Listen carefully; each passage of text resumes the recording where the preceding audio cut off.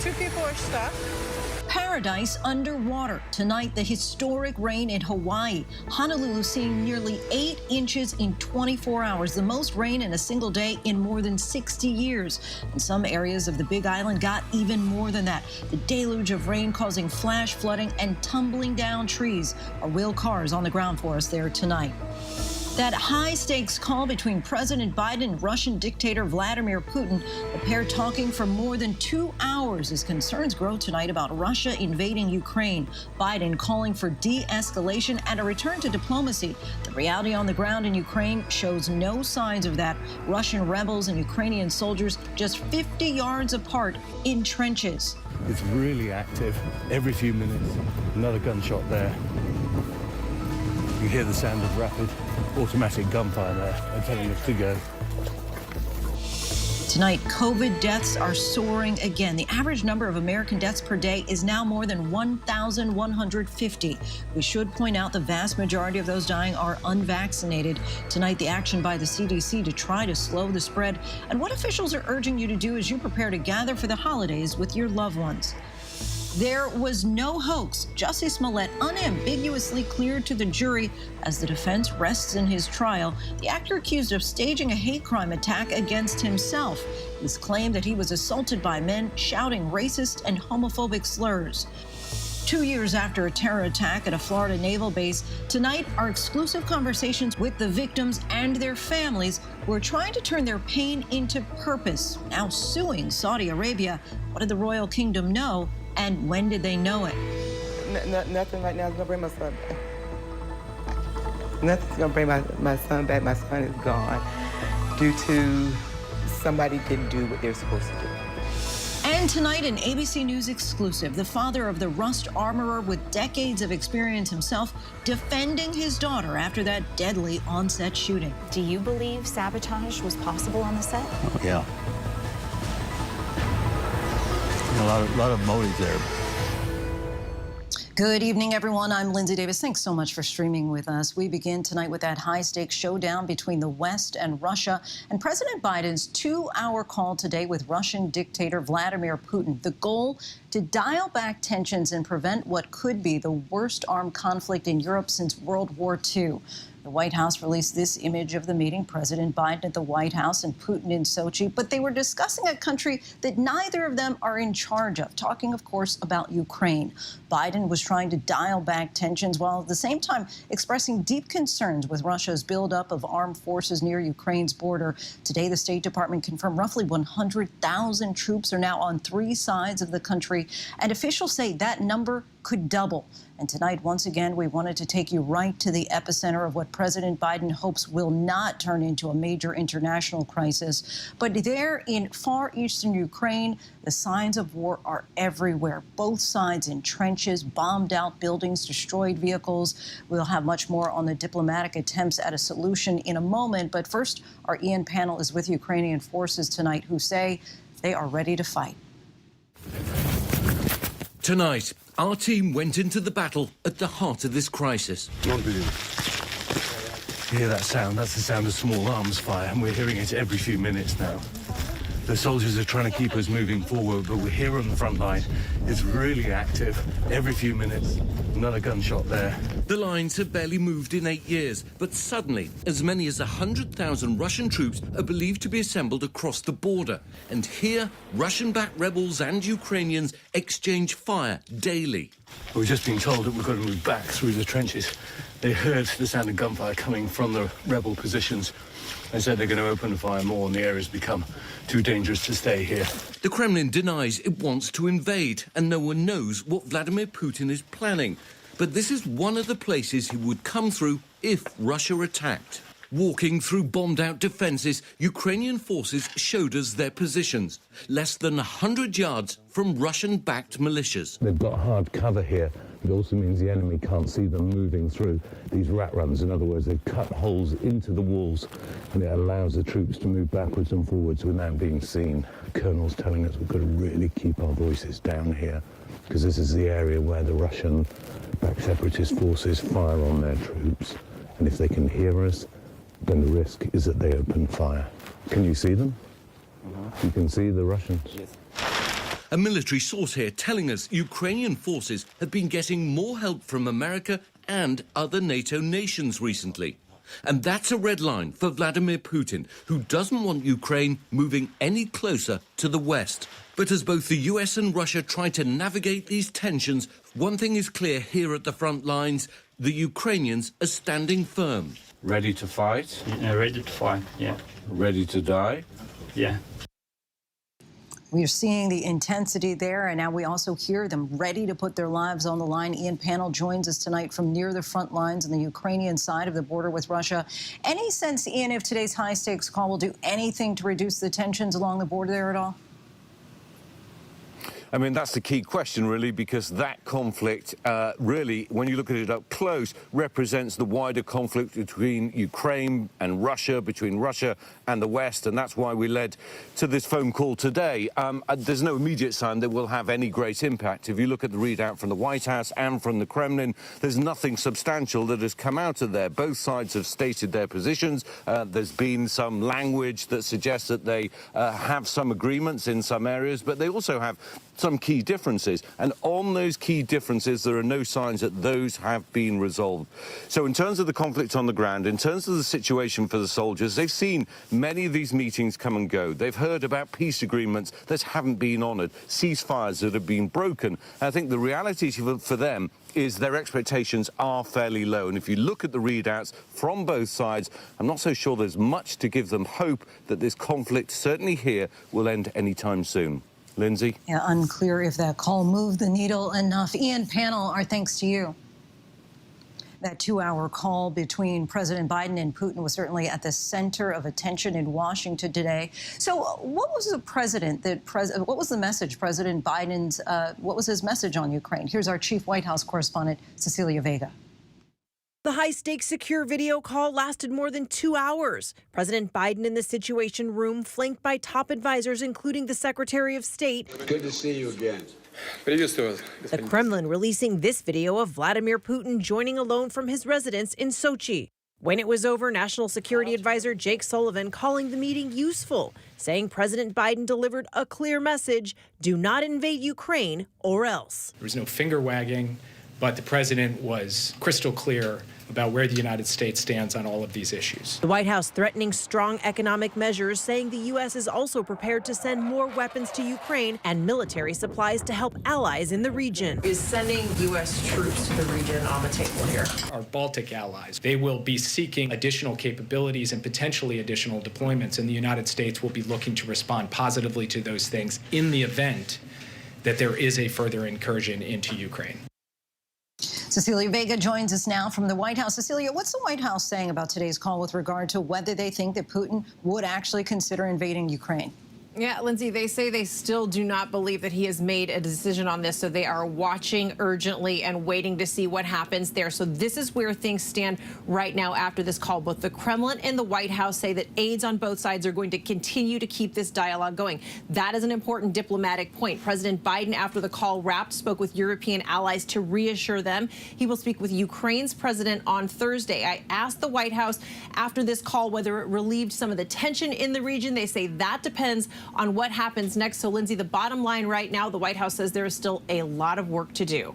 A lot of uncertainty there still. Cecilia Vega from the White House. Thanks so much, Cecilia.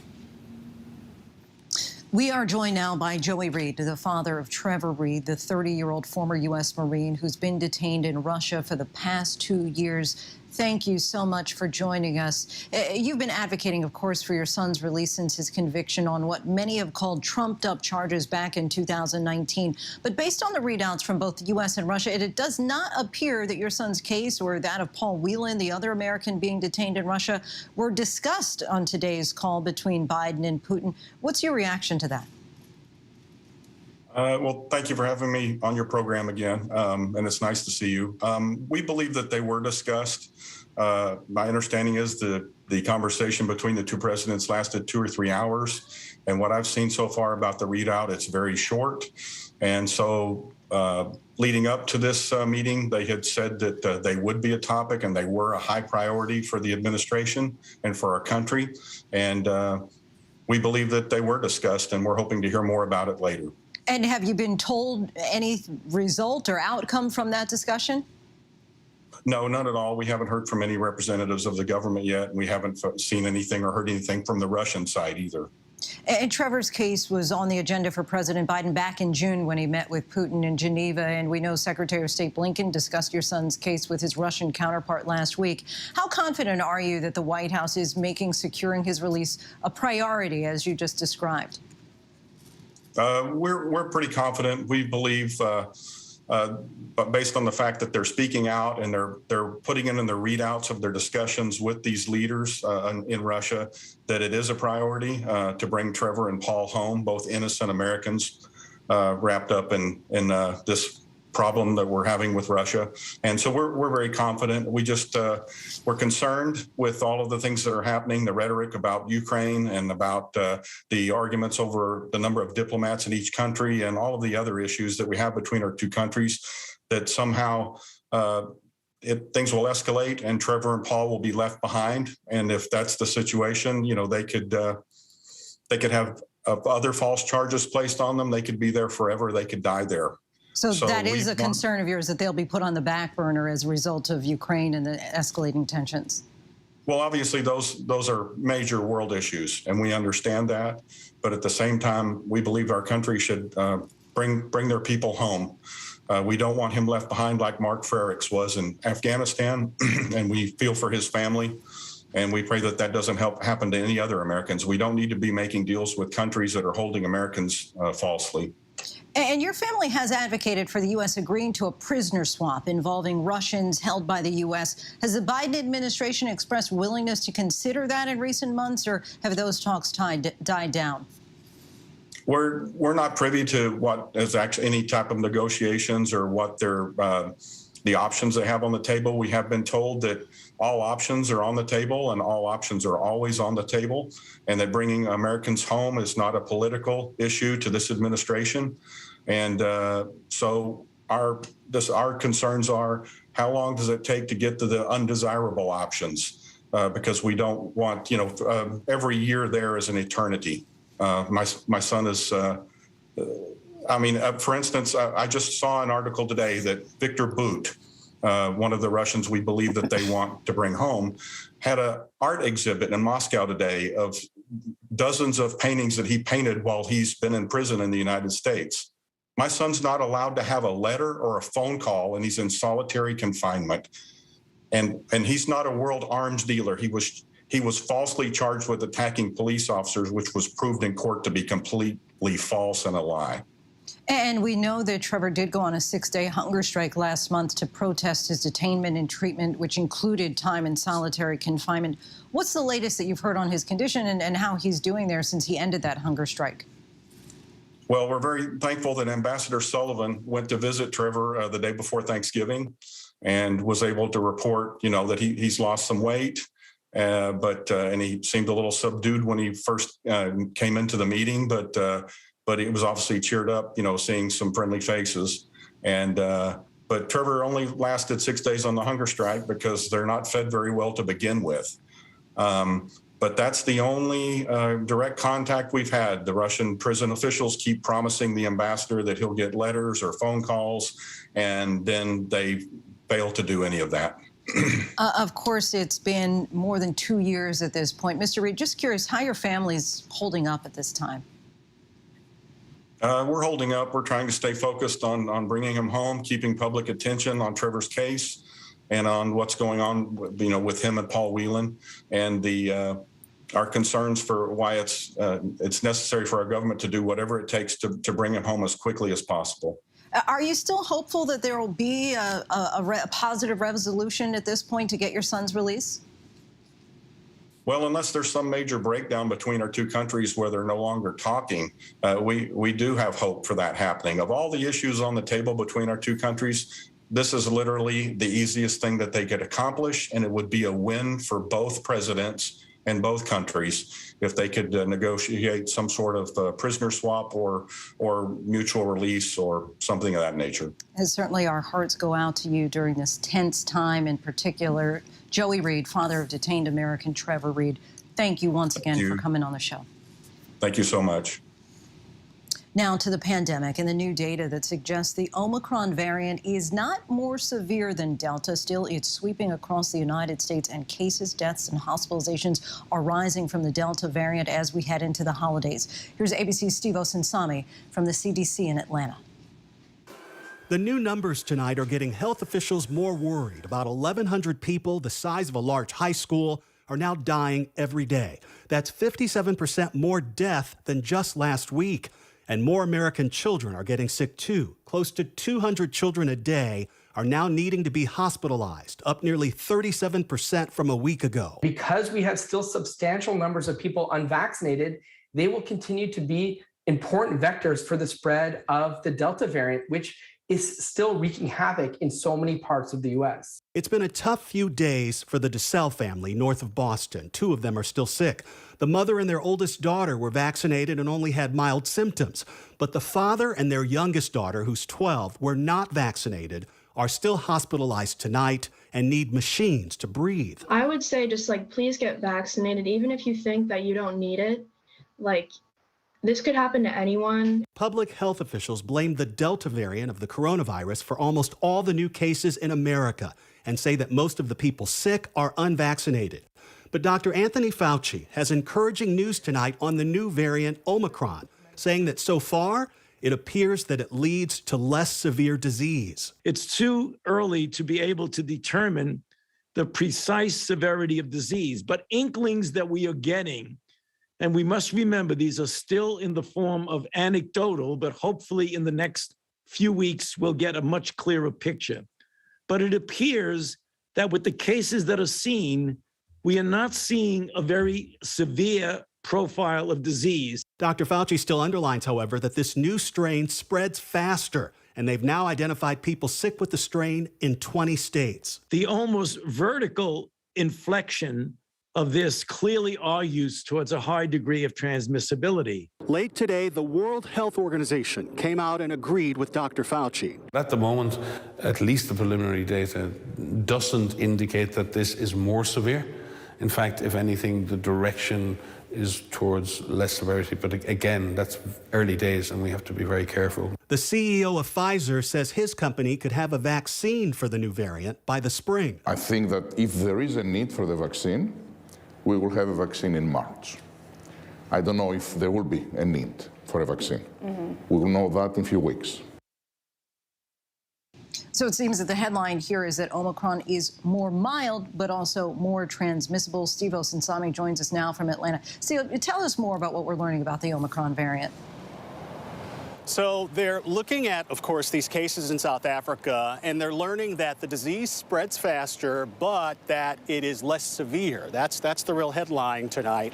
But one thing that they're pointing out, especially to Americans who are resisting getting the vaccine, when they look at those cases and they look at people in South Africa who've already gotten sick with COVID, who were expecting to be immune because of that, those same people are getting sick with this new strain. So what they're telling us here at the CDC is by next week, they hope to get some better answers as far as how effective the current vaccines are against this new variant. Lindsay?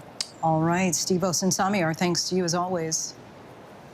The defense has officially rested in the case against actor JUSSIE Smollett. The former Empire actor has repeatedly denied that he hired 2 brothers to stage a racist and homophobic attack against him. ABC's Alex Perez is in Chicago with the details for us tonight. All right, John, back away. Tonight, defense attorneys for actor JUSSIE Smollett have rested their case. It will soon go to the jury, nearly 3 years after prosecutors say Smollett staged an attack where 2 men allegedly yelled racial and homophobic slurs at him and put a noose around his neck. Smollett charged with 6 counts of felony disorderly conduct for allegedly filing a false police report. Prosecutors say Smollett's story started to crumble when investigators began scrutinizing the details and Smollett declined to fully cooperate. Smollett taking the stand in his own trial, testifying the ordeal was not a hoax, calling the Osundaro brothers, who say they were hired to carry out the attack, liars and contradicting their testimony. Then Smollett himself testified that he and one of the brothers, Abimbola Osundaro, had sexual encounters. Osundaro on the stand saying, "I don't recall." Smollett on the witness stand for a day and a half testified the Osundaro brothers tried to extort $2 million from him to, quote, go away. But during cross-examination, then said the brothers never directly contacted him for the money. Alex Perez joins us now. Alex, if Smollett is convicted, how much time could he face? Lindsay, he could face up to 3 years behind bars if he's convicted, but that's not likely. Because he doesn't have a previous criminal record, he will likely just face probation or community service. Those closing arguments set to begin here tomorrow, Lindsay. Alex Perez in Chicago, our thanks to you. Next to the ABC News exclusive, tonight we're learning new details from the sheriff investigating the death on the Russ set as the father of the armorer in charge of weapons speaks exclusively with our Kaylee Hartung. For the first time since the fatal shooting on the set of Rust, the father of armorer Hannah Gutierrez-Reed speaking out to defend her. As a father, are you concerned that Hannah could go to jail? No. No. The Sheriff's Department will get to the bottom of this. I'm not worried about that at all. Thel Reed, a Hollywood veteran who served as an armorer or weapons specialist for films from Tombstone. I have 2 guns. 1 for each of you. To 310 to Yuma. That's Hannah on the set with him when she was 10 years old, eventually following in his footsteps. She's been raised around gun safety and all that stuff when she was a little girl. She liked film, but she thought about going camera. But she started working with me as an armory, and she liked that better. Reed didn't work on Rust, but his daughter did. Just the second film the 24-year-old was hired on as lead armorer. She didn't need more training with. She's got me. Helena Hutchins was shot as Alec Baldwin says he was following the cinematographer's instructions during a marking rehearsal. I said to her, now in this scene, I'm going to cock the gun.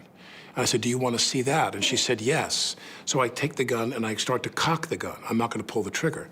I said, do you see that? She goes, well, just cheat it down and tilt it down a little bit like that. Hannah was not in the church at the time. Her attorney saying she gave the gun to Assistant Director Dave Halls. She had 2 duties, prop duties and armorer duties. She had spun the cylinder. She had given it to Halls. She had shown him each of the 6 rounds. Halls was going to take custody of that weapon. He was inside the church then. Hannah was outside the church having to do her prop duties. Were you at all concerned about Hannah having to take on the role of armorer and prop assistant? I didn't like it, and she complained about it too. Her attorney says this was the first time during the production of Rust that Hannah didn't personally hand the gun to Baldwin. Baldwin says Halls told him the gun was cold, meaning there were no live rounds, which Halls told detectives he believed to be true. I let go of the hammer of the gun goes off. So you never pulled the trigger? No. I would never point a gun at anyone and pull a trigger at them, never. That was the training that I had. You don't point a gun at me and pull the trigger at them. But Reed says his daughter should have been called into the church for that rehearsal. And if she had, this tragedy could have been avoided. At one time, they should have had her on set. She would have rechecked that gun. If there was a live round placed there, she would have found it. You have confidence that Hannah would have checked that gun one more time had she absolutely been in the church? She knows what to do. Because that's what you would have done. Yeah, she does the job as good as I do now. No one disputes that Hannah loaded Baldwin's gun, but her attorney and her father say they believe sabotage was at work. Sabotage is the most likely probability. Do you believe sabotage was possible on the set? Oh, yeah. You know, a lot of motive there. Somebody wanted to cause a safety incident on set. Nobody wanted anybody to be killed. We've developed evidence of motive for that, why they might have wanted to do that, why Hannah might have been a target.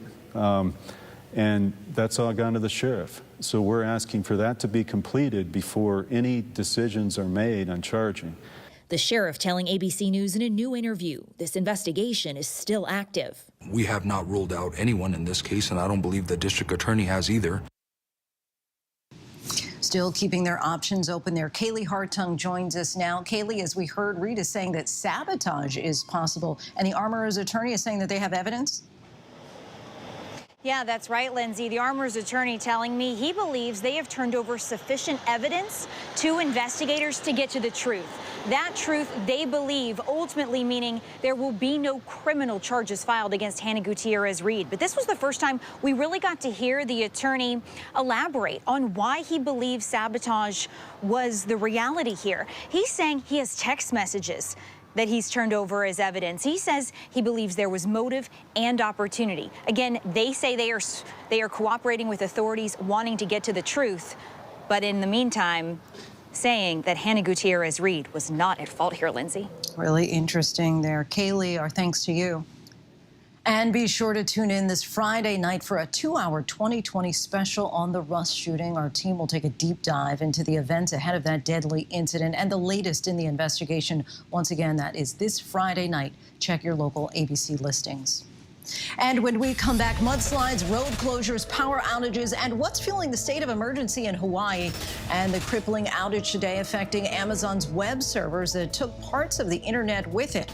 But up next, 2 years after a Saudi Air Force officer training in the U.S. opened fire in a pilot school, killing several, there's still so many questions about how the worst attack committed by a Saudi national on U.S. soil since 9/11 could happen. It's another ABC News exclusive.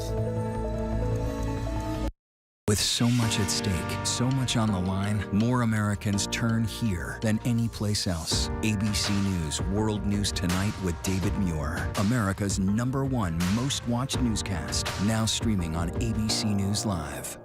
It was a scary time. In the 70s, you had multiple bodies showing up in Los Angeles. There were so many murders happening. You had to have a name for it, serial killer. There was a human head in there. This was premeditated evil. You have this clock. This person is going to do this again. It's me against the killer. Who's going to win? We'll see who laughs last. What came next was unlike anything they had ever seen.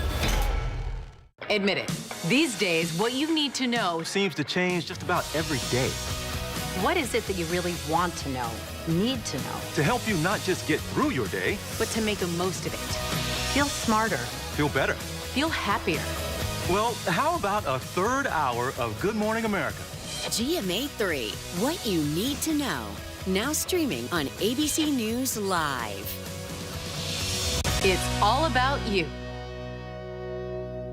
I risked my life.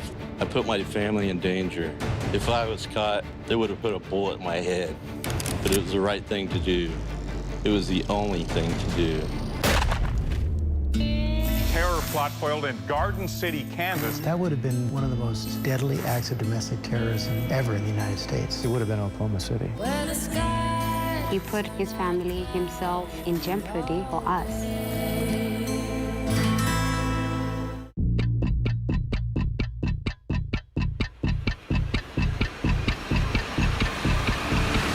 24 hours, assault on the Capitol. The ABC News original, exclusively on Hulu, now streaming.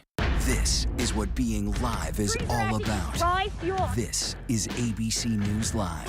All right, we're gonna move back. Let's move back. We're surrounded by people squeezing into this bomb shelter. We're on an urgent delivery run. Not afraid to go there. So my question, Mr. President, what are you so afraid of?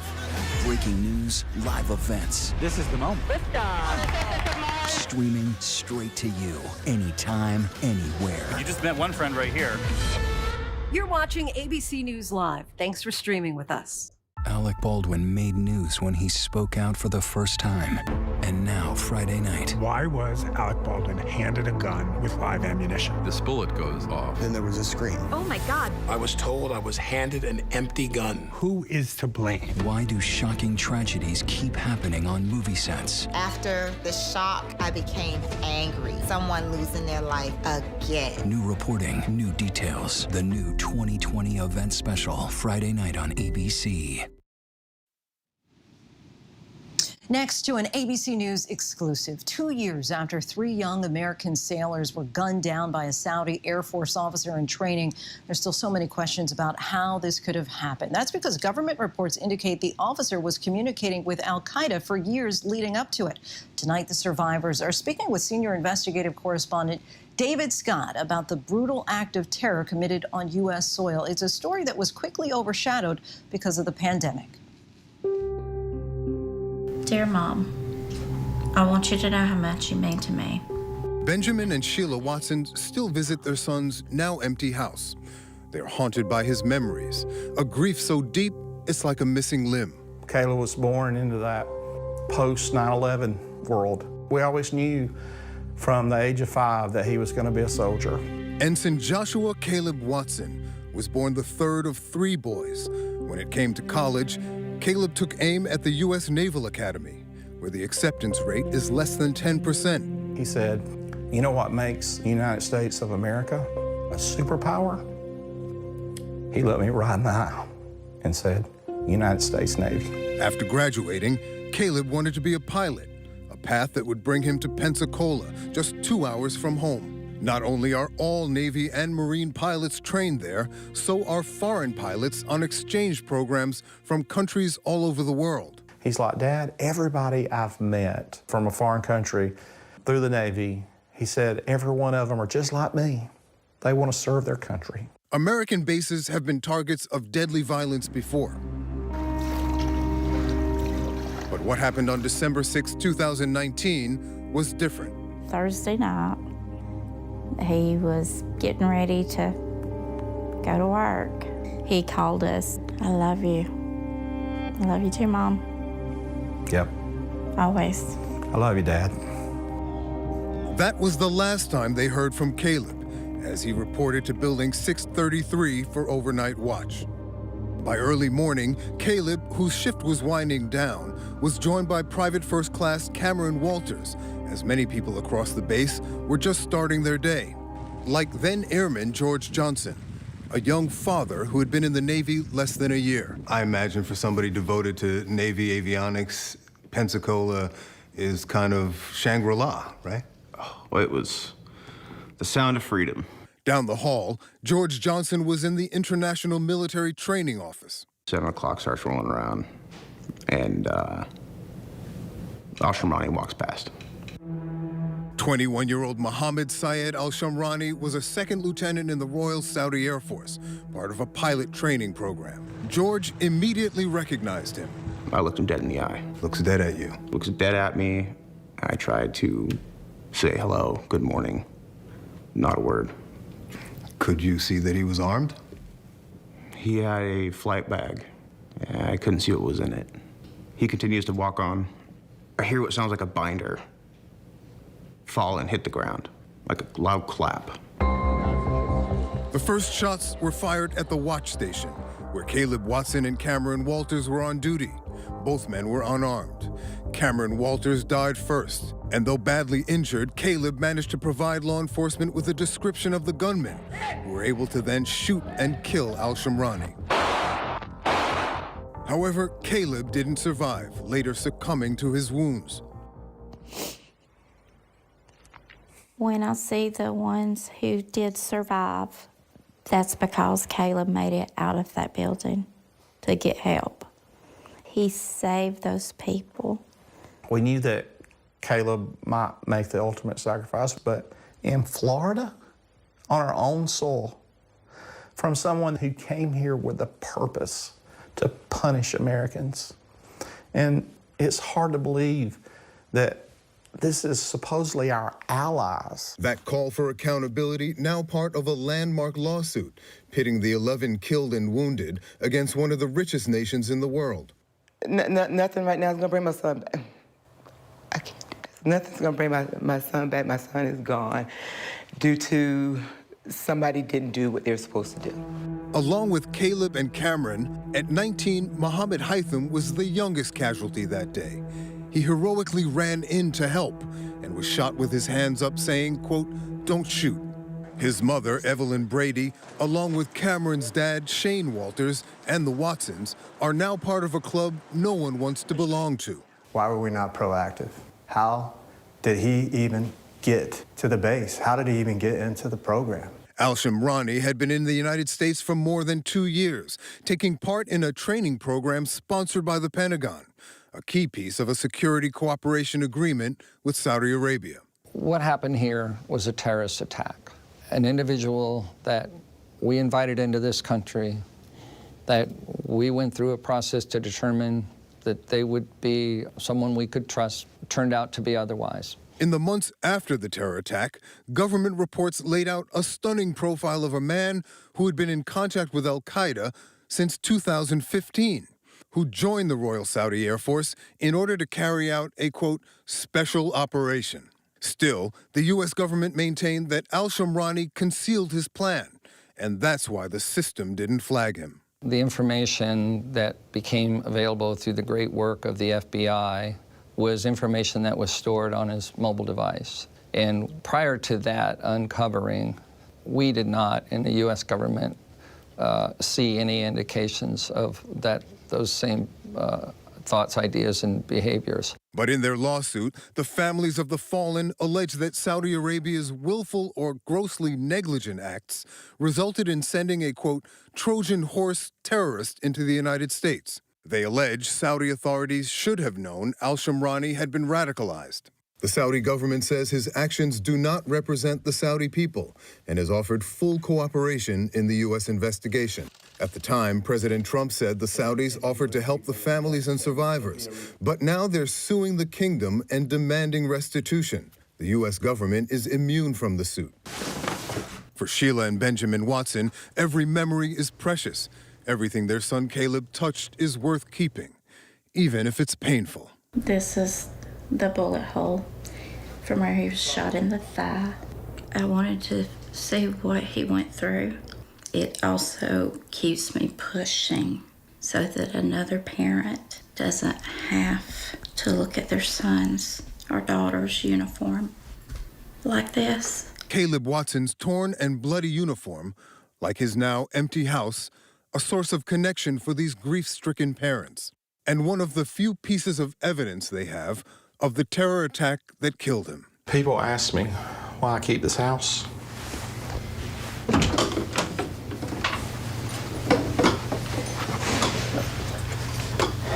This is why. Sometimes I just stand right here and just hold on to him. I smell him. I feel him. I know that he is a hero, but I wish I'd never heard that word. I wish I could just talk to my boy. My heart hurts every day, but he died doing what I knew he would do.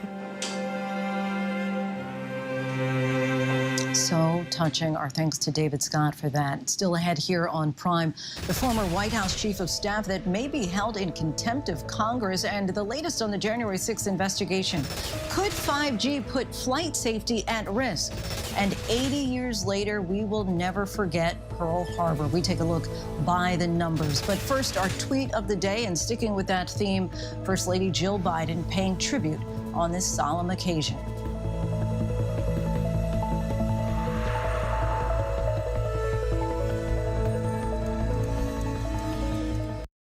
An extraordinary story. A computer salesman was supposed to report to prison to begin a 17-year sentence. They let him turn himself into jail with no escort. No one thought he would run. How do you evade capture for 25 years? How do you do that? Now, join the search, following the U.S. Marshals as they uncover new leads in a global manhunt. Can you help catch this fugitive? Have you seen this man? Have you seen this man? Have you seen this man? Listen and join the all-new hunt wherever you get your podcasts. It was a scary time. In the 70s, you had multiple bodies showing up in Los Angeles. There were so many murders happening. You had to have a name for it, serial killer. There was a human head in there. This was premeditated evil. We have this clock. This person is going to do this again. It's me against the killer. Who's going to win? We'll see who laughs last. What came next was unlike anything they had ever seen. World News Now. And America This Morning. The best new video. The breaking news overnight. Emergency crews called to the town of Surfside. U.S. airstrikes hitting targets in Iraq and Syria. The stories people are talking about. You don't want to shave your legs? Don't. I was going to say. Oh my. Got it. And what to expect in the day ahead. ABC World News Now and America This Morning. Starting at 2 a.m. Eastern. Up all night to keep you up to date. Is that the gun? That's not the gun. What is it? I won't ask you again then.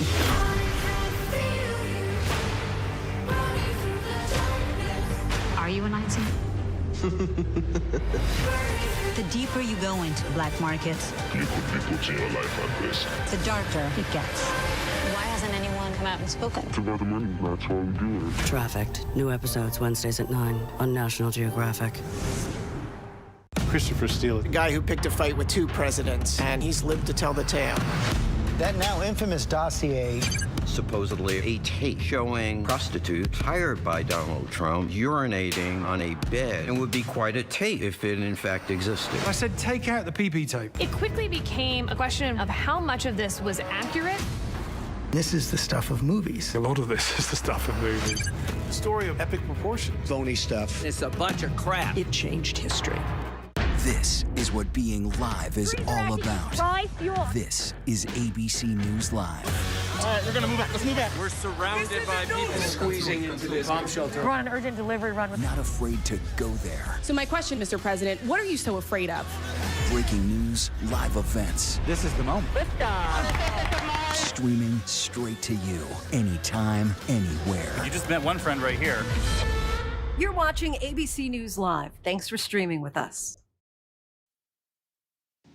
Welcome back, everyone. Today is the anniversary of what President Franklin D. Roosevelt famously called the date that will live in infamy. Imperial Japan's surprise attack on Pearl Harbor, which led the U.S. into World War II. We take a look by the numbers. Exactly 80 years ago today, bombs exploded on the U.S. military base at Pearl Harbor in Hawaii. The Japanese strike force consisted of 353 aircraft launched from 4 heavy carriers with additional firepower from submarines and battleships. 2,403 Americans were killed in the attack, including 68 civilians.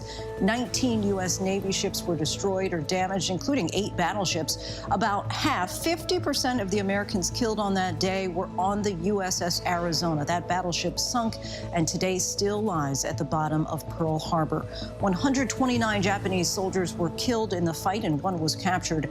And just one day after the brutal attack, FDR asked Congress for a declaration of war on Japan, which Congress granted, and the rest, of course, is history. And we still have lots to get to here tonight on Prime. The man allegedly posing as a wealthy male model and the new possible lead in the mysterious murder of 2 teenage girls. And the heartbreaking revelation from Nick Cannon today. But first, look at our top trending stories on abcnews.com.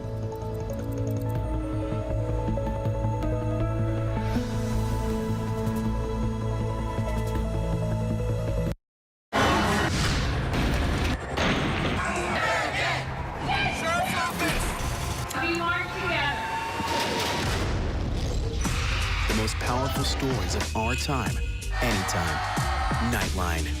It's an extraordinary story. A computer salesman was supposed to report to prison to begin a 17-year sentence. They let him turn himself into jail with no escort. No one thought he would run. How do you evade capture for 25 years? How do you do that? Now, join the search, following the U.S. Marshals as they uncover new leads in a global manhunt. Can you help catch this fugitive? Have you seen this man? Have you seen this man? Have you seen this man? Listen and join the all-new hunt wherever you get your podcasts. T-minus. The countdown is on. Michael Strahan. Liftoff.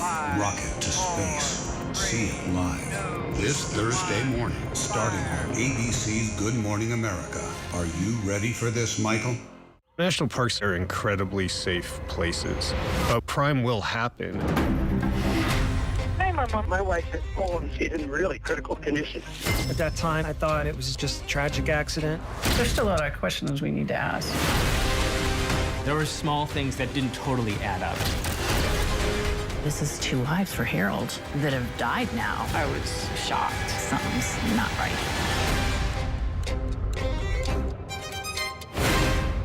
Admit it.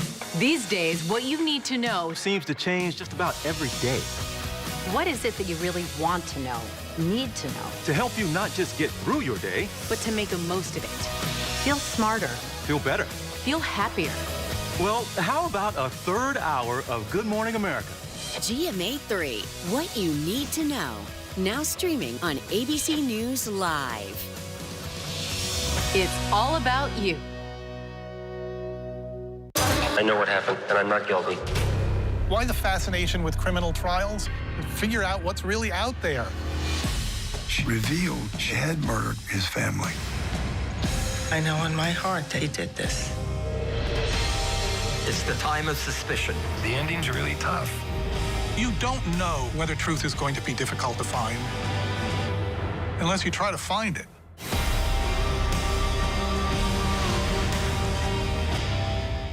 This is what being live is all about. This is ABC News Live.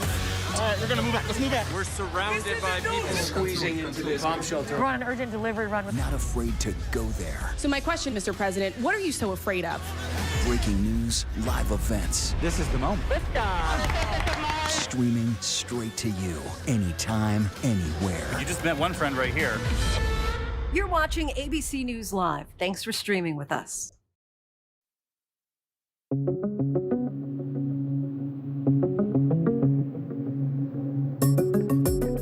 Good to see you again. A warm greeting kicking off the 2-hour virtual diplomatic meeting between President Biden and Russian President Vladimir Putin. Russian state television and this White House photo giving the world a brief look inside the high-stakes summit. President Biden in the Situation Room with high-ranking administration officials voicing deep concerns over Russia building up military forces around Ukraine. President Biden was direct and straightforward with President Putin, as he always is. He reiterated America's support for Ukraine's sovereignty and territorial integrity. Russia has denied all claims that it plans to launch a full-scale military invasion of Ukraine. But those words ringing hollow after it seized Crimea from Ukraine in 2014. In recent weeks, Russia has been menacing its Eastern European neighbor, amassing tens of thousands of Russian troops and military equipment along the Ukrainian border. President Biden telling Putin in that virtual meeting to de-escalate the troops buildup and return to diplomacy. He told President Putin directly that if Russia further invades Ukraine, the United States and our European allies would respond with strong economic measures. The 2-hour Biden-Putin summit ending with no concrete agreements. But ahead of the meeting, Putin demanding Biden guarantee that the NATO military alliance won't expand further into Eastern Europe or accept Ukraine as a member.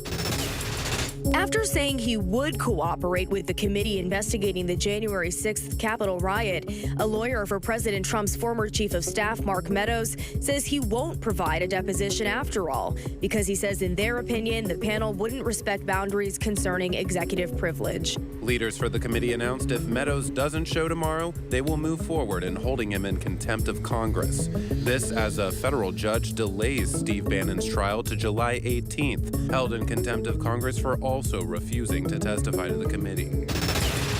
Police say they have a new possible lead in the mysterious murder of 2 teenage girls in Delphi, Indiana. 13-year-old Abby Williams and 14-year-old Libby German were killed while walking a trail February of 2017. The girls had documented some of their walk on Snapchat, recording a grainy image of the suspect, including audio. Authorities are now looking for someone who posed as a wealthy male model, allegedly contacting underage girls using fake Instagram and Snapchat accounts. Watch the mannerisms as he walks. Do you recognize the mannerisms as being someone that you might know?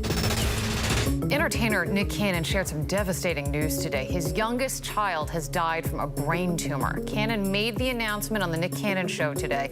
His son, Zen, was only 5 months old. Cannon said that things took a significant turn for the worse around Thanksgiving, and the tumor began to grow very quickly. Cannon spent this past weekend with his son in California and watched the sunrise and the sunset. Before closing the show, Cannon affirmed his faith and said that he would fight through this devastating loss. I have so much faith in the Lord. I have so much faith in God. And I never, you know, people were often telling me I should pray for miracles, and I did pray for the miracle. I prayed for the miracle of God's strength, and that's why I'm here with you guys today. Well, Cannon said they discovered Zen's tumor when he was just 2 months old. Zen was Nick's 7th child, born earlier this year with model Alyssa Scott.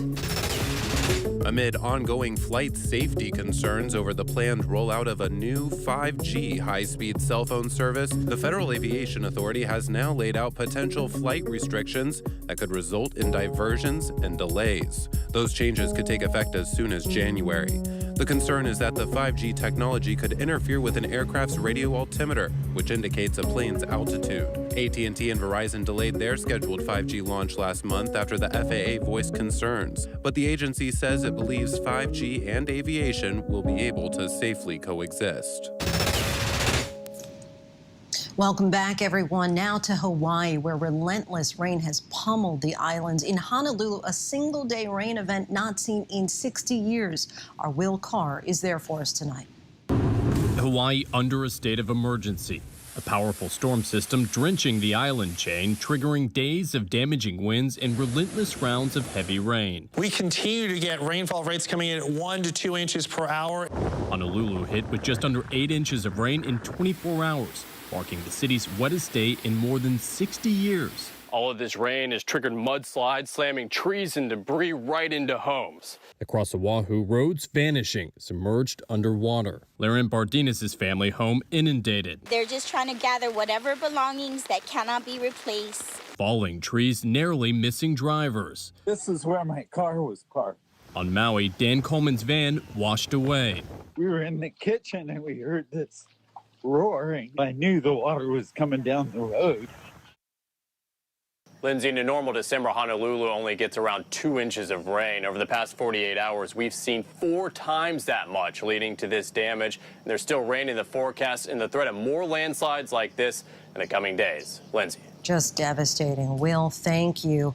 A motorist is lucky to be alive after a quick-thinking NYPD officer swooped into action and grabbed a fire extinguisher in an effort to put out this intense blaze. It all began after a vehicle collision. The officer helped pull the driver to safety, who is now in stable condition. Next tonight, to the crippling outage that impacted Amazon's web servers, but it didn't just impact Amazon. Here's ABC's chief national correspondent, Matt Gutman.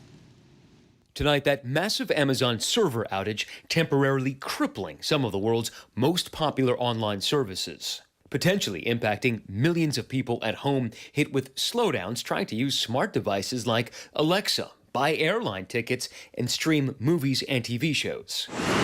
Even Amazon package deliveries temporarily halted. Due to centralization with the administration of some of these services, when there is an outage that takes place, it can have wide-ranging impact. Those outages apparently affecting streaming services like Netflix, Roku, and Disney Plus, owned by the parent company of ABC, but also airlines like Southwest and Delta, even McDonald's and the video game company behind Fortnite. Lindsay, Amazon has been posting updates all day on its AWS site. One of the latest is that it says many of its services have already recovered. Now, the company and analysts with whom we have spoken say that this is likely not the result of a cyber attack, but the kind of error that can happen periodically in a system this large and this complex. Lindsay. Matt, our thanks to you. Next tonight, our countdown to Michael Strahan's out-of-this-world journey to space. T-minus 2 days until he makes history and blasts off on that Blue Origin rocket. Here's a look at how his astronaut training has been going. I began my first day of training in Astronaut Village. Good morning. Where I met up with crew member 7, Sarah Knights, and we were given the first ever look inside the Kármán line, a gathering spot for Blue Origin astronauts and their plus ones, meant to resemble a restaurant that the Apollo and Mercury 7 astronauts would hang out in after missions. Go ahead and have a seat. Since this is an active launch and test site, I needed a full safety briefing. So we want to make sure that you understand what's going on out there and keep you safe. She provided me with 2 very important safety phrases that can be used during training. If you feel unsafe or uncomfortable, we will get you out of the situation. We want you to say timeout. That only applies here. I can't take that home with me. The other phrase is, I will not fly. This is a phrase we hope to never hear from a New Shepard astronaut, but we will take it very seriously. I have until T-minus 2 minutes and 30 seconds before liftoff to utter these crucial words. After that, the vehicle controls itself, so it's risky to stop the program. Now I am officially certified. Michael Strahan, it is my great pleasure to give you your astronaut badge. As the most professional looking astronaut ever in a business suit and tie. It makes it official. Long day today. We trained from 8:30 a.m. to 5:30 p.m. It's been a lot of fun, a great learning experience. And I'm a little nervous. I mean, you always get nervous, but when you learn about the safety and all the protocol that put you at ease. Next, I posed for my official Blue Origin portrait. Perfect, good.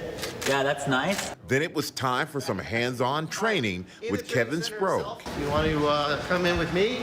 It was surreal stepping inside the test capsule for the very first time with my fellow crew members. This is a fully accurate representation of the capsule you were in on launch day. And before training was over, one very important question. Have you thought about how you want your name to appear on the display? And how you want to be referred to by Capcom throughout the mission? When do you need to know that? I can give you a little bit of time to think about it. Yeah, give me a minute.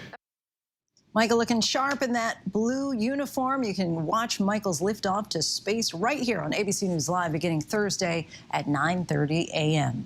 And before we go tonight, the image of the day. Tourists on the lookout for killer whales and humpback whales in Norway. They are all suited up, but in case you're wondering, the air temperature where this picture was taken was 14 degrees and the water temperature a brisk 41. That is our show for this hour. And before we go, one quick programming note. Be sure to tune in tomorrow where we'll have full coverage starting at approximately 10 a.m. Eastern of opening statements in the trial of former Minnesota police officer Kim Potter, charged in the shooting death of Dante Wright. Stay tuned to ABC News Live for more context and analysis of the day's top stories. Thanks so much for streaming with us.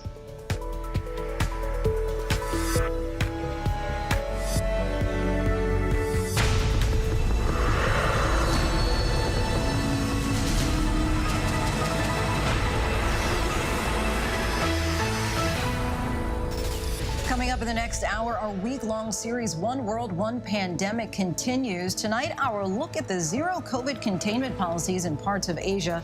Too much or the model to prevent infections? And hurts so good. Why some like certain types of pain. It may not be what you think. Stay with us. More Americans choose ABC News, America's #1 news source. This is what being live is all about. This is ABC News Live. All right, we're going to move back. Let's move back. We're surrounded by people squeezing into this bomb shelter. We're on an urgent delivery run. Not afraid to go there. So my question, Mr. President, what are you so afraid of? Breaking news, live events. This is the moment. Streaming straight to you, anytime, anywhere. You just met one friend right here. You're watching ABC News Live. Thanks for streaming with us. Admit it, these days, what you need to know Seems to change just about every day. what is it that you really want to know, need to know, To help you not just get through your day, but to make the most of it. Feel smarter, feel better. feel happier. Well, how about a third hour of Good Morning America? GMA 3, what you need to know. Now streaming on ABC News Live. It's all about you. The ladies you love, the hottest topics happening now. There's only one place to find it all. You guys are having the hard conversations. I love The View. The most watched #1 daytime talk show is The View. Now streaming on ABC News Live. It was a scary time. In the 70s, you had multiple bodies showing up in Los Angeles. There were so many murders happening. You had to have a name for it, serial killer. There was a human head in there. This was premeditated evil. We have this clock. This person is going to do this again. It's me against the killer. Who's going to win? We'll see who laughs last. What came next was unlike anything they had ever seen.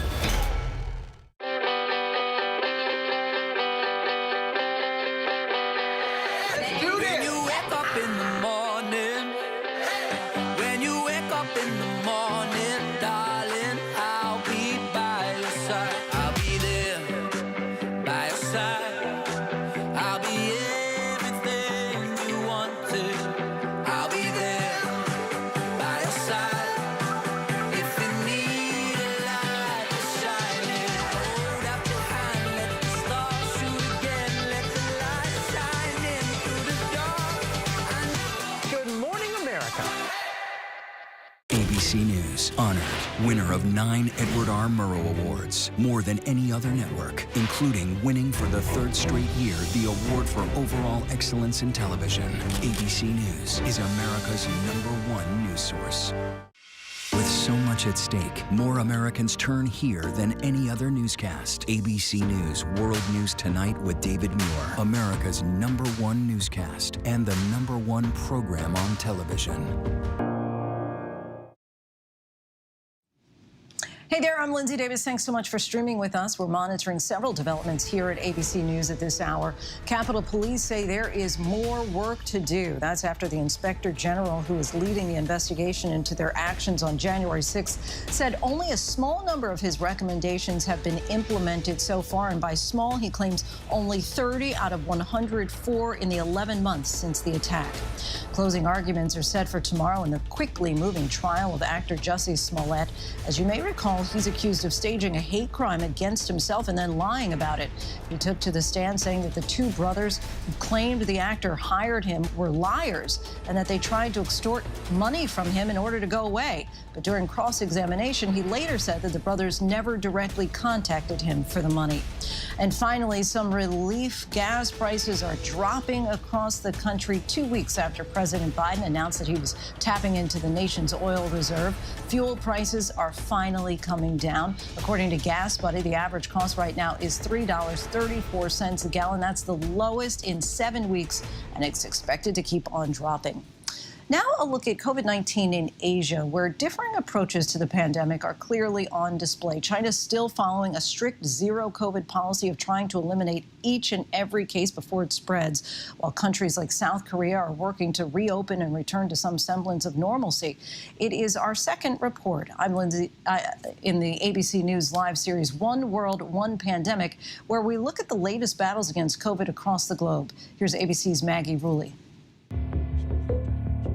This is what a crackdown on COVID-19 looks like in China. For the country where coronavirus first ran rampant, even one case is too many. Mass testing, aggressive contact tracing, restrictions on people's movements, including like the mass lockdown measures. The purpose of all these measures is to reset the cases back to zero. China has relentlessly pursued a zero COVID policy since early on in the pandemic. And while China's southern neighbors, Indonesia and India, struggled with deadly COVID waves, including from the Delta variant, China essentially closed itself off from the rest of the world, striving to eliminate COVID within its borders. In just the past 2 weeks, authorities in China rapidly locking down and testing an entire city on its border with Russia, when just 3 cases were reported. That's now grown to 300. Last month, shutting down Shanghai Disneyland to test nearly 34,000 people after one visitor tested positive the day before. And the country will be enforcing a strict testing and isolation regime for all athletes arriving for the 2022 Winter Olympics in Beijing. So the fact that they're not opening up when they're 80% vaccinated with their own vaccine, does that suggest they don't have much confidence in their own vaccine, you think? If you talk about the zero tolerance, you cannot tolerate even one single infection.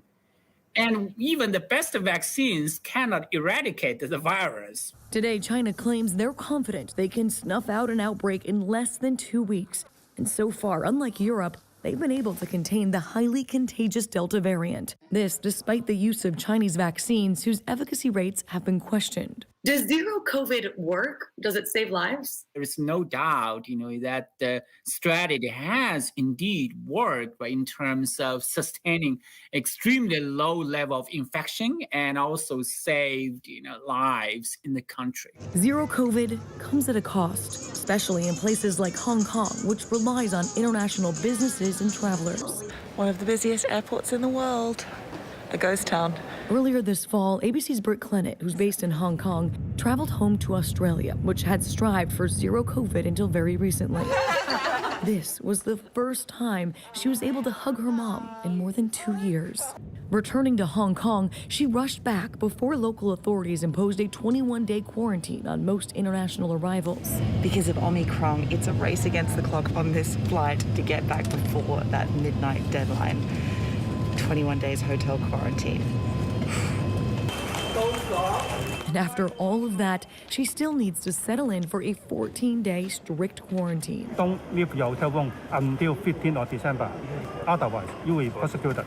While China is still driving a hard line, some former zero-COVID countries in the region are making the transition to living with COVID as they reach high vaccination rates. South Korea began this delicate transition in November, with nearly 80% vaccinated compared to less than 60% in America. The country felt it was safe enough to begin to open up, but slowly. So everything's pretty much open for now, but private gatherings are limited to 6 people, and the only time I can take my mask off is when I'm having a meal. ABC's Joo Cho has been on the ground for us in South Korea throughout the pandemic. Here in South Korea, the government switched to living with COVID policies, and everywhere you go, you have to take your temperature. And also, there's this QR code where you check yourself in, and this is all wired into a national system where the government could track down where you've been and whether you've been vaccinated. She finds that most people she spoke with say they're fine living in this transition with a balance of freedom and rules. This man says that without a mask, you can't live your daily life. There's no choice but to wear a mask for himself and for others. Something this student from America agrees with. I feel safer here than I would in the U.S. because people are wearing masks.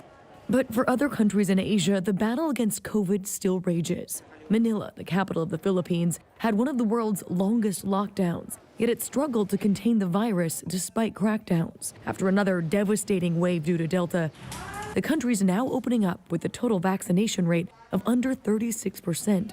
Their first Christmas in 2 years in a country that relishes the holiday. Last year was a very sad Christmas.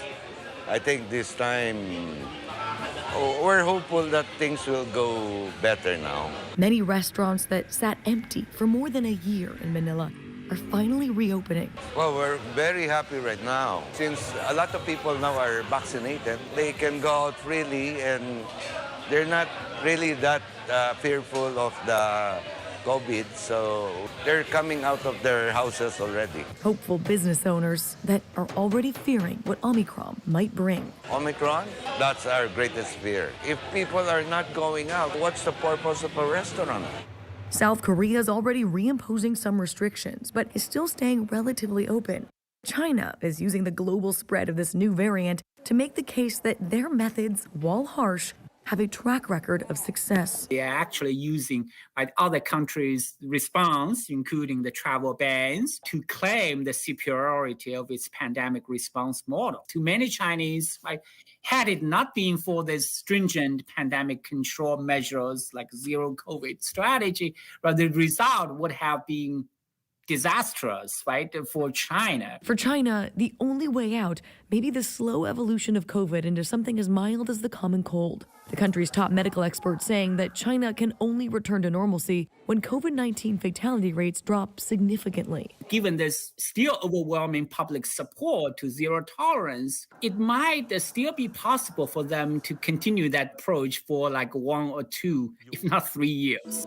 Potentially very long road still ahead. Maggie Bruley, ABC News, London. Our thanks to Maggie for that, and be sure to tune in to COVID-19 One World, One Pandemic on Friday at 8 p.m. Eastern right here on ABC News Live. We turn now to the high-stakes showdown between the West and Russia and President Biden's 2-hour video call today with Russia's Vladimir Putin. What was President Biden's message on Ukraine as Russian troops build up along their border? Here's our chief White House correspondent, Cecilia Vega. The high-stakes secure video call lasted more than 2 hours. President Biden in the Situation Room, flanked by top advisors, including the Secretary of State. Good to see you again. The Kremlin releasing this video of Vladimir Putin joining alone from his residence in Sochi.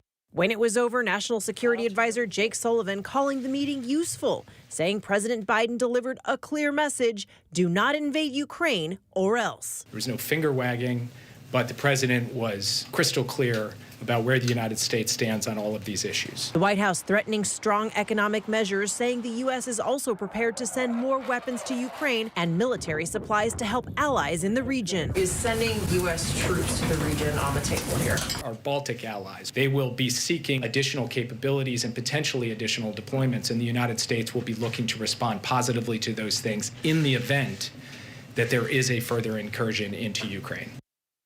Our thanks to Cecilia. We go now to the ground in eastern Ukraine, where the signs of conflict are everywhere. Both sides in trenches, bombed out buildings, destroyed vehicles. And ABC's Ian Pannell is with Ukrainian forces tonight on the front lines, who say they are ready to fight.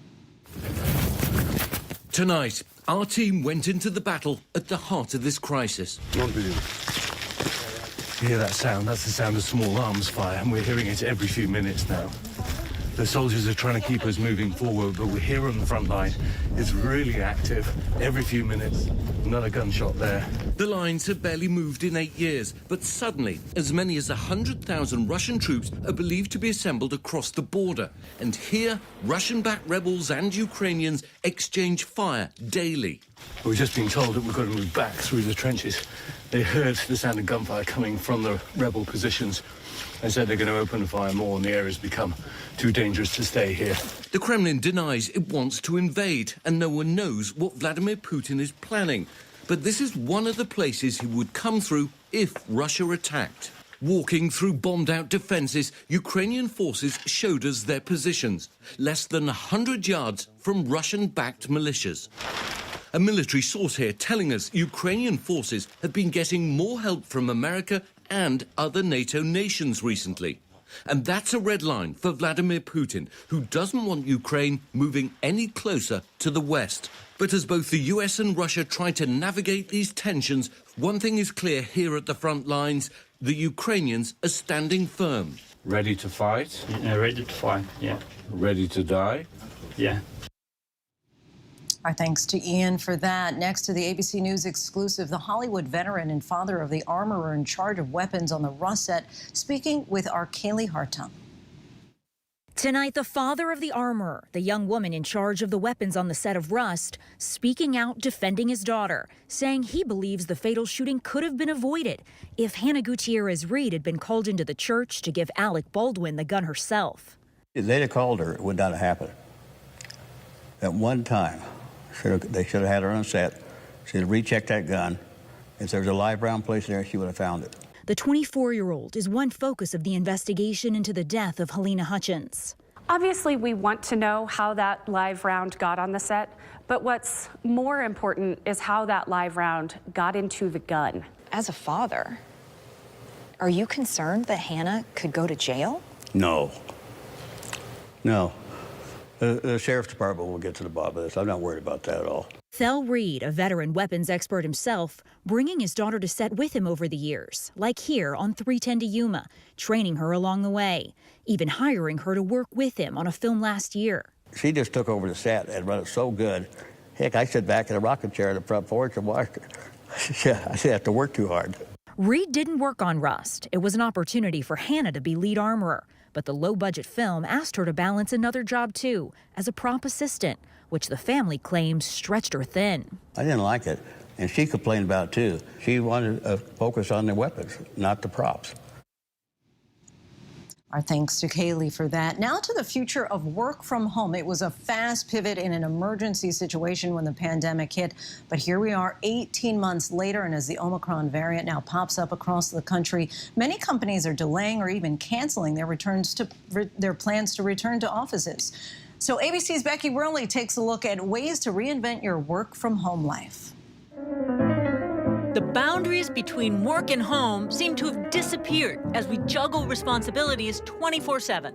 A lot of people compare it to not working from home, but living at work, which is obviously not a great place to be.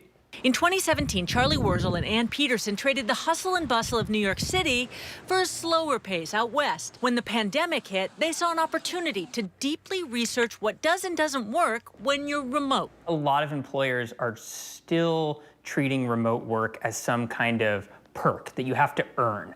And it's really difficult because it puts people in this mindset that they have to be constantly on and overperforming just to deserve this.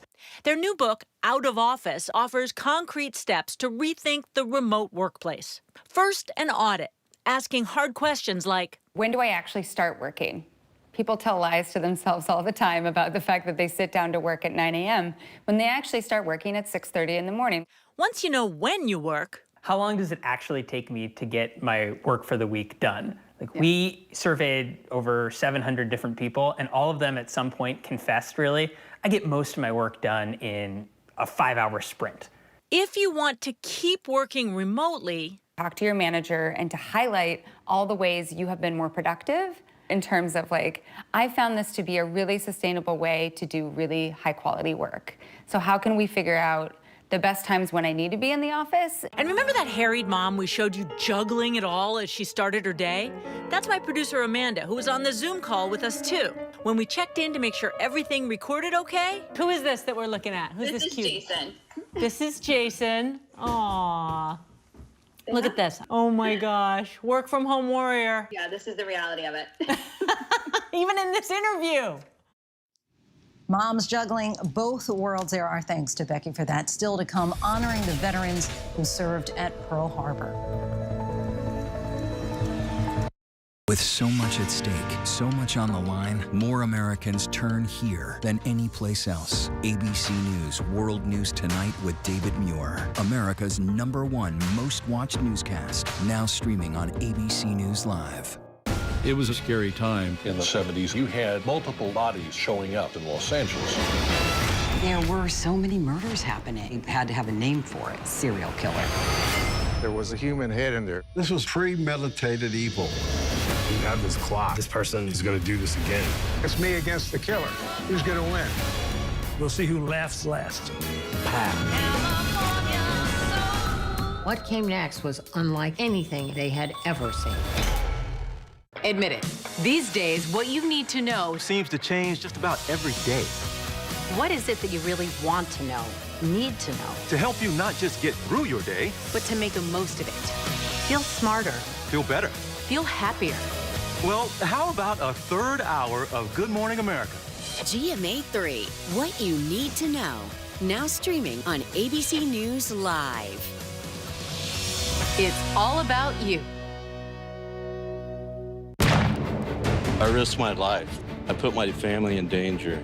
If I was caught, they would have put a bullet in my head. But it was the right thing to do.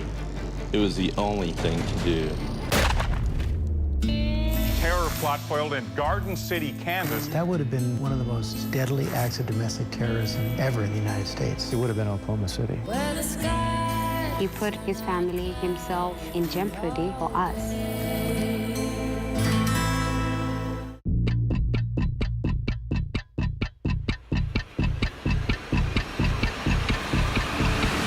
24 hours, assault on the Capitol. The ABC News original, exclusively on Hulu. Now streaming. This is what being live is all about. This is ABC News Live. All right, we're gonna move back. Let's move back. We're surrounded by people squeezing into this bomb shelter. We're on an urgent delivery run. Not afraid to go there. So my question, Mr. President, what are you so afraid of? Breaking news, live events. This is the moment. Streaming straight to you, anytime, anywhere. You just met one friend right here. You're watching ABC News Live. Thanks for streaming with us. National parks are incredibly safe places, but crime will happen. Hey, Mama. My wife has fallen. She's in really critical condition. At that time, I thought it was just a tragic accident. There's still a lot of questions we need to ask. There were small things that didn't totally add up. This is 2 lives for Harold that have died now. I was shocked. Something's not right.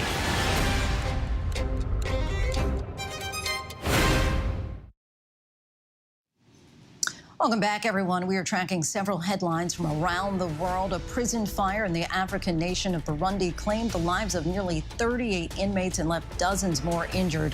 The vice president said he did not know what caused the blaze, but many of those who died were elderly prisoners. A fire broke out at the same prison back in August, which authorities said was caused by an electrical problem. The United Arab Emirates announced it is officially changing its work week to 4.5 days a week starting in January. Workers would have 8 working hours from Monday to Thursday from 7:30 a.m. to 3:30 p.m. and on Fridays from 7:30 a.m. to noon. Longer weekends are expected to boost productivity and improve work-life balance.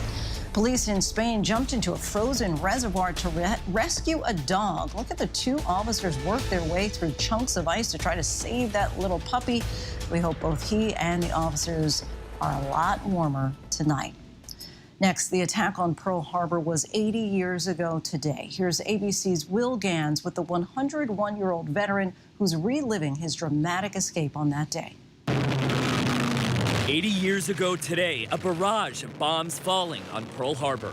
They announced over the loudspeaker that this is an attack. If we came under air attack, I was to sink cover down below the armor deck. U.S. Navy Seaman First Class David Russell, just 21 years old at the time. By the time I get topside, the ship was almost ready to capsize. Within 12 minutes, the USS Oklahoma would capsize. Russell climbing over toppled lockers as the ship listed and rolled. Once on deck, he saw the ocean water covered with burning oil. So Russell made the decision to jump towards another ship moored nearby. I just made a big leap, and I caught a hold of the line that was hanging over the side of the Maryland, and I hoisted myself. On board the Maryland, Russell jumping into action. I passed ammunition during the Pearl Harbor attack. After the battle, Russell made it to Ford Island, miraculously uninjured. But so many others not as fortunate. Most of the men that were burnt, they were all lying alongside the wall there. More than 2,300 American troops would die as a result of those injuries. You feel for those guys, but I couldn't do anything, just light their cigarette for them. Today, he's receiving a hero's welcome in Hawaii, returning to Pearl Harbor with the Best Defense Foundation, a nonprofit that helps World War II veterans revisit their old battlefields. Russell grateful for the chance to reflect on that fateful morning 80 years ago. When we talk about it, people don't believe us, so we're trying to talk about it. Our thanks for their service and our thanks to Will Gans for that. Hurts so good. We've all heard that expression before, right? Whether we use it after getting a massage or simply stretching, often the reward is worth the temporary pain. But is there an actual science behind it all? Our next guest took that question to the next level. Lee Coward, science journalist and author of Hurt So Good, The Science and Culture of Pain on Purpose, chronicles a personal journey, the notion of enjoying certain pains, and unpacks why others feel the same. Lee, thank you so much for joining us. Thank you so much for having me. So let's just start with the cover. They say you can't judge a book by its cover, but I'm sure a few people will have quite a few assumptions when they see the leather whips and hooks and then the ballet slipper. Tell us what you want people's initial takeaway to be judging this book by its cover, so to speak. I want people to be curious enough to open it. That's the goal. I think that you've gotten that. I think you've achieved that. As soon as I got the book in the mail, I was thinking, I mean, the title and then the illustrations, it kind of all works together. So, of course, we are hardwired to avoid pain. What's going on in our brains when we channel certain forms of pain as pleasure? Oh, that's a great question. So the two most important things about masochism is that it's always consensual and the knowledge that pain is subjective. So if you're not opting into pain, if you're not consenting to it, then it's not masochism, it's something else. It's suffering, it's torture, it's not what I'm writing about. The other part of that is that pain is always subjective. There's no like one-to-one ratio from stimulus to pain output. And currently there's no machine that I could put you in that would tell me exactly how much pain you're feeling. Your brain cooks up the experience of pain fresh every time. So it takes into account emotion, context. Have you been here before? Do you want this? Are you expecting it? And with the nervous system stimuli, and then it outputs pain. And that doesn't mean that pain's not real. Pain is very, very real. It just means that our experience of pain is truly context dependent.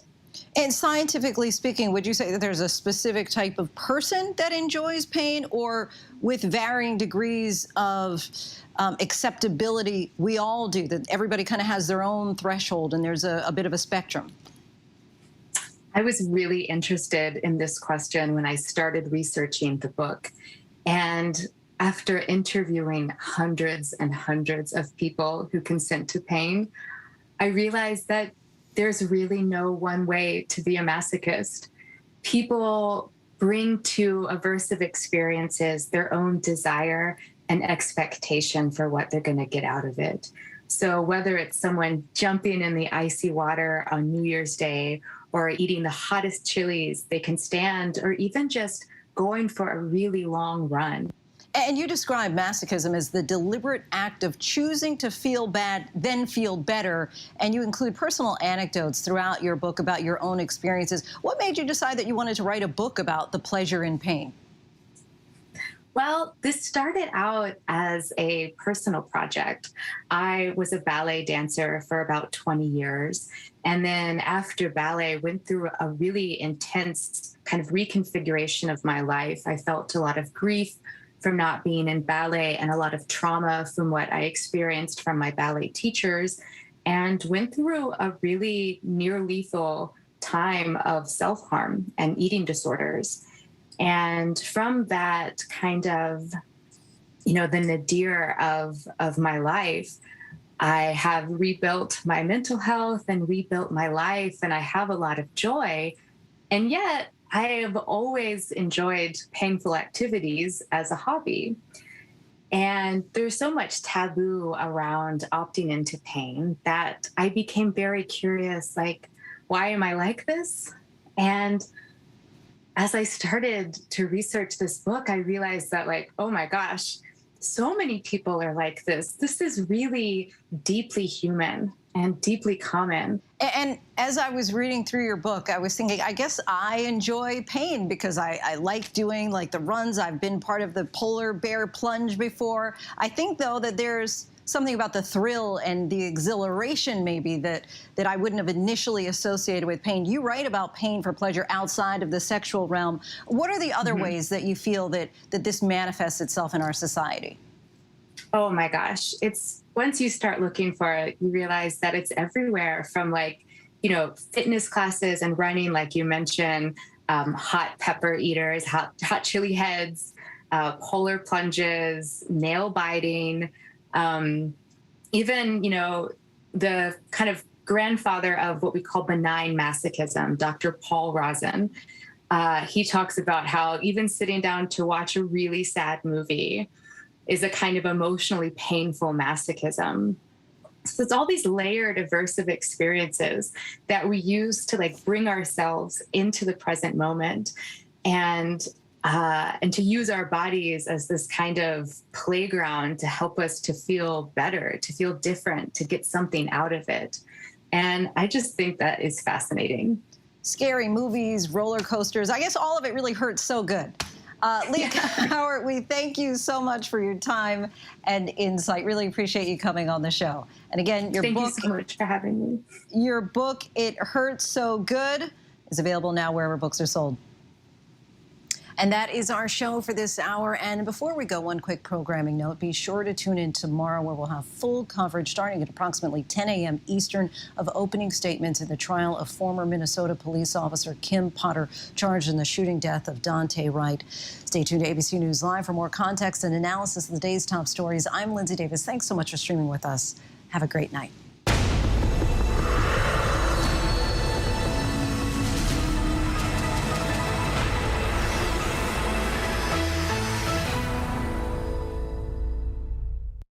It was an extraordinary story. A computer salesman was supposed